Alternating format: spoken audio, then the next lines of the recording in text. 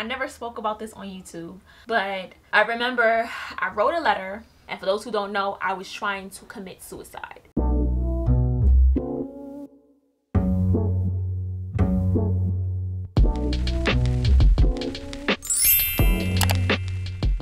Hey you guys, welcome back to my channel. Welcome back.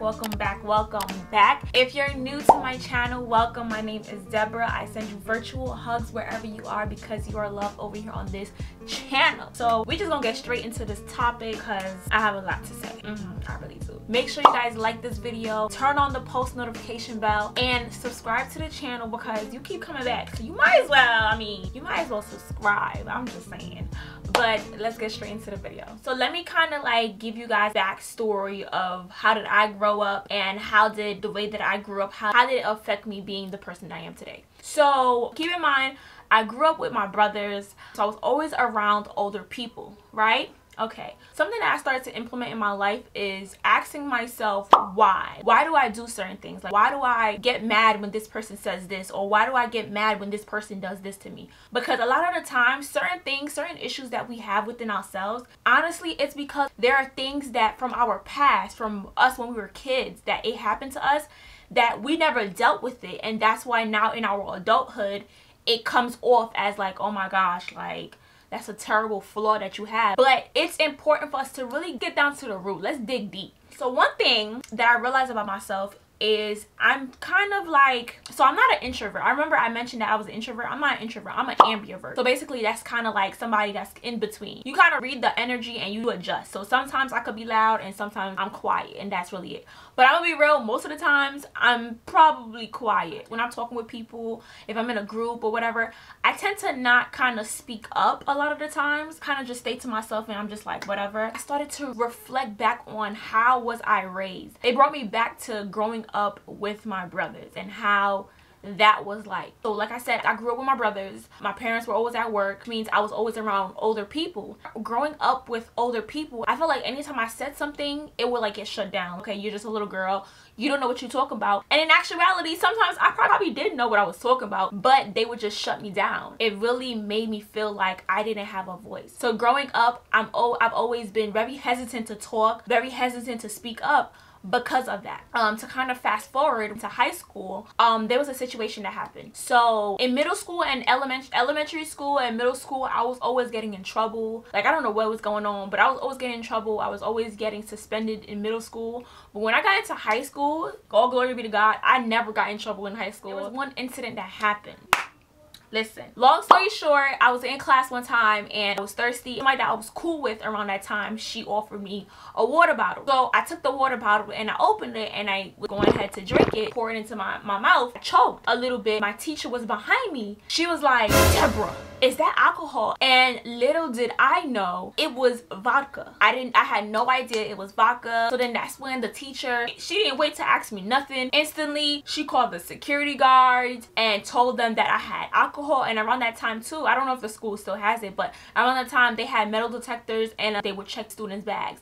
Now thinking about it, that really felt like some type of like prison system, like checking bags, and that's ridiculous. Thank God they had that because the school was a very violent school. But yeah, so usually like, they would check the bags and whatever, so I guess it was like a big thing, like how did you get this across? How did you like sneak this in? If you were able to sneak this past us, then what else are other kids sneaking by us that we don't know of? So it was just like 7 or 8 security guards that came and got me out of the classroom. They didn't grab me or anything like that, but they escorted me out the classroom, and long story short, it was just asking me questions and so on. And then afterwards, I went to the dean office, who kind of handles like the sentencing, I guess you can say. So if I'm gonna get suspended, how long, and so on. So when I was explaining to the dean, mind you, I'm a good student. Like, I was a very, very good student. Most of the staff in the school, like, they kind of loved me. Okay, I ain't gonna lie, because I was a really respectful young lady. So he ended up calling my parents. You already know I have Haitian parents. My mom came with my brothers. All I see is my mom is crying. They talking about possession of drugs and alcohol. Like, my mom was just like crying her eyes out, like, what is going on? So that's when the dean was just like, listen, I know your daughter. Shout out to Mr. Cavahall, okay?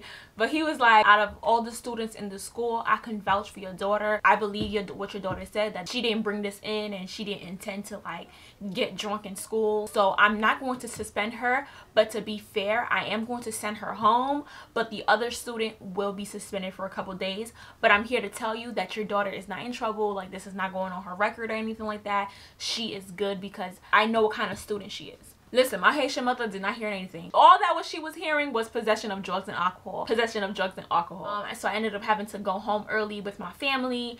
And I'm trying to explain myself. Nobody's trying to listen to me. I'm hearing it, I'm hearing it, I'm hearing it. I get home and my aunt, my uncle, my dad, including my mom and my brothers, everybody's in the living room. Real quick, before I continue the story, I'm the kind of person that I'd rather you hit me than to hurt me with your words. Because words, for me, it holds weight.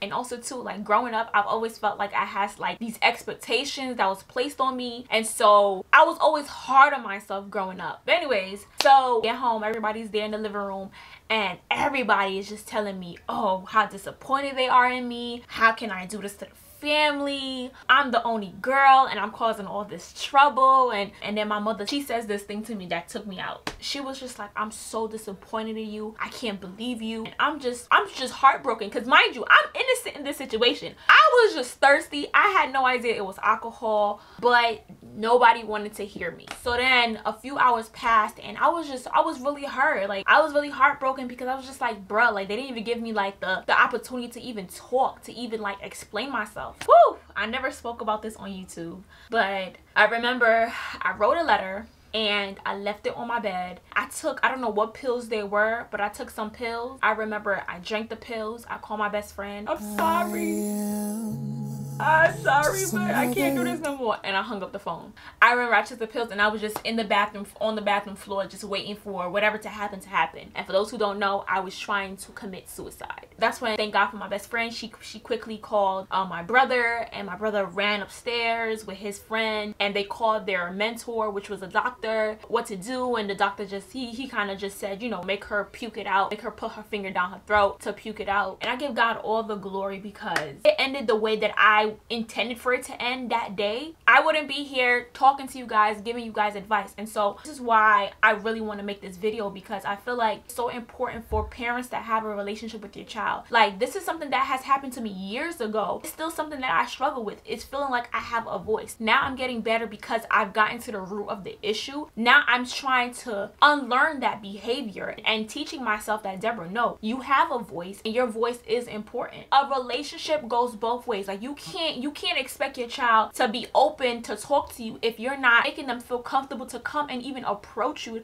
to talk to you. It is so important to make time for your child, because if you don't make time, guess what? Society, oh, they at the door. The enemy, Satan, is at the door waiting for your child, because when your child can run and come talk to you, guess where your child is gonna run and go talk to? Bobby and his team that's on the corner every night. That's who little Johnny's gonna run to, who you don't even want him to be around. So it's just like, you don't want them in the streets, but yet you don't create a place for them, an atmosphere for them to even come and talk to you. So where do you leave your child to go to? Like, it's like, what do you want your child to do? Another transparent moment. My father never really had a relationship with my brothers. Like, he was like that typical Haitian man, the very prideful, you know, when I walk through them doors, you better come and say hi to me. When I tell you to go do something, you better do it. That kind of father, that's how my dad is. So growing up, him and my brothers really didn't have a relationship. Like, those who know. And so their relationship was always just on thin ice. And I remember, like, I was talking to my dad because I was trying to like talk to him about having a relationship with his sons and things like that. This is me now, like in my adult age. Ever since my dad said this one thing to me, it's like a light bulb went off. Everything made sense. So I had asked my dad, I was like, why don't you have a relationship with your son? Like, why don't you talk to him? Why don't you sit and see what's going on? Typically he's like, okay. But this time he was just like, I don't know what you're telling me to do. Mind you, my dad is the oldest out of like what, 8, 9 kids. And so he was like, I don't know what you're telling me to do. Growing up, I didn't do that with my father. My father just told me what to do and I did it, and that's it. I never used to talk to my dad, so I don't know what you're talking about. And I was just like, oh my gosh, Deborah, why didn't you think about that? A lot of ways that our parents have, it's because that's how they were raised. I can't do something that I don't know how to do. So it's like when my father said that, it all made sense to me, because the thing is, that's how my grandfather taught his son. Tell you to do something, you do it. And when you do it, that shows that you respect me as your father, as the man of the household. So that trickled down into my father's character. You know, so now that I'm older, I've learned to kind of just teach my dad certain things. Hey, talk like this. Instead of reacting like that, react like this. Of course, now all of us, we grown, but it's never too late to mend relationships, to fix certain things that was broken long time ago, because it could be fixed, but you just have to be willing to put in the effort and put in the time to fix it. So a lot of our parents didn't have that relationship with their own parents. It's just like, you do what you got to do and that's it. It's like survival mode. We trying to survive. We ain't trying to build no relationship. Certain ways that your parents talk to you and see the relationship that they have with you is because they don't know how to have a relationship besides the relationship they grew up on. And this is the point of this video, is because I want us to break out of that. You realize that sometimes you have to catch yourself and be like, oh snap, like I sound like my mother, like oh snap, I sound like my pops. It's because of the fact that like that's what you see, that's your environment, so it's easy for you to adapt to that. It's easy for you to become that. This is why like we really got to break that generational curse, not having a relationship with your child. And I know there's parents that be like, but Deborah, I don't got time, I'm gonna just give my child an iPad because I need my peace, I need my sanity, I don't got time. But you don't understand, you don't have kids. You're right, I don't have kids yet, but trust and believe me, I was a kid. I remember I was talking to somebody and he had a conversation with this OG. OG means, I forgot what OG means. Is it old gangster? I don't know. Top dogs in the hood or whatever. And he was talking to him and he was just like, see all these dudes that's with me? I had them since they were young. Because I like to take them when they're young, because it's easy for me to manipulate them. It's easy for me to train them. This is why they trying to plant certain things. Teach your child about their sexuality at a young age. All they need is to plant a seed in your child's mind. So when your child feels like, man, I'm always lonely, man, my mom don't know how to talk to me, man, like I see all the kids rocking Jordans, why can't I wear Jordan? And I'm not saying that you have to buy your child name brand stuff, no, but are you teaching your child that their value is not based off of name brand? No, you're not. But for them, this is what they see other kids have. So guess what? Bobby that always, you know, had the latest name brand, he's gonna teach your child, let me teach you how to make a quick $100. Now guess what? Your child's out here in the street selling drugs.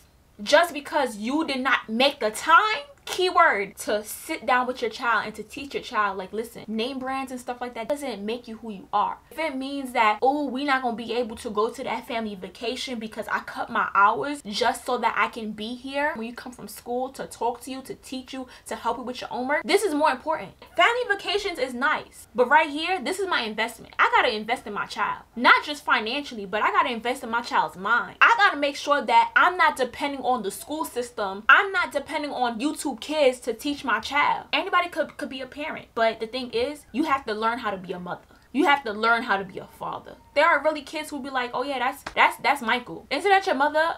Oh yeah, like she birthed me, but I don't consider her my mother. Because I think it's the relationship. What relationship do you have with your child? What relationship do you want to have with your future kids? The issue that a lot of parents make is like, you're trying to protect your child from everything in the world, but in actuality, you're pushing your child closer to the things in the world. I will say though, and this is one thing that I will always commend my mother for, because I really feel like there are certain things I didn't fall into growing up. It's honestly because one thing, even though my mother didn't take time to talk to me about boys and virginity and all of this and all of that, even though my mom didn't take her time to talk to me about those things, but one thing she made sure, even if me and her don't have a relationship, she made sure that I have a relationship with God. And I really feel like that has really kept me grounded, and that has really helped me to not fall into certain things. Because growing up, when I didn't have people to talk to, I literally had a diary. There was not one page where I'm not talking to God. Nowadays, a lot of these kids growing up, they need glasses because their eyes is glued to like the iPad or the iPhone or the TV. Like a lot of these kids really are having eye issues because they're so glued to the screen. Now we're in a day and age where everybody's on their phone, everybody's minding their business, and that's it. And it's like, that's terrible, because nowadays a lot of these kids don't even have an imagination. The point of this video is to encourage not only parents but also kids as well. First off, those who don't have a relationship with their parents because of the way that they are with you, if your parent is willing to learn how to have a relationship with you, don't don't close the door in their face. Don't say, oh nah, ma, it's too late. And also, parents, have that relationship with your kid. Understand that relationship goes both ways. You can't expect your child to be all open and be willing to spill their guts to you and tell you every and anything if you don't create that relationship with them. And the thing is, kids are smart. They might have done something big, but they do something small to see how you're gonna react. And if you're gonna react to this little small thing, it's like, okay, yeah, this is my sign. I ain't gonna tell you nothing. Because that's what I used to do with my mom. So I just told you that I saw this guy and I thought he was attractive and you were already going crazy. So yeah, I ain't gonna tell you that I got a whole boyfriend.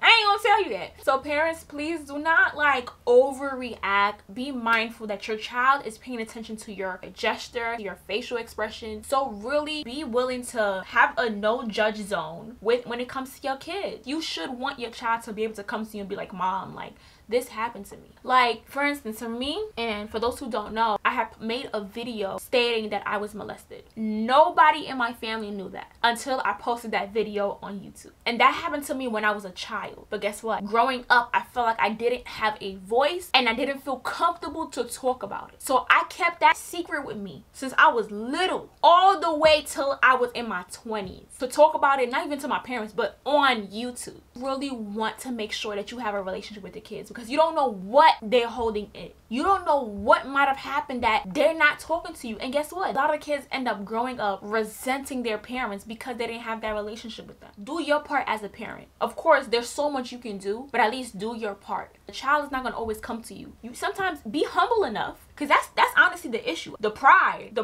is way up there. Calm down. No tea, no shade. But let's humble ourselves real quick. Let's really have conversations with the kids. Let's talk to them. The Bible talks about do not despise the little ones. Embrace the young ones. So whenever I come across my godchildren, my little cousins, my nieces, I always try to make them feel like you can talk to me. Like, how are you doing? Who's your best friends? I want to know who's your friends in school. I might never meet them. Like, just talk. And it ain't gonna hurt nobody. But if anything, it's gonna better the relationship between you and that child. Hit the subscribe button and smash the like button. Bye. How you know about that? How you know that? On YouTube, when you watch your videos on YouTube, they say that? So do what she say. Smash the like button and hit the subscribe button. Bye.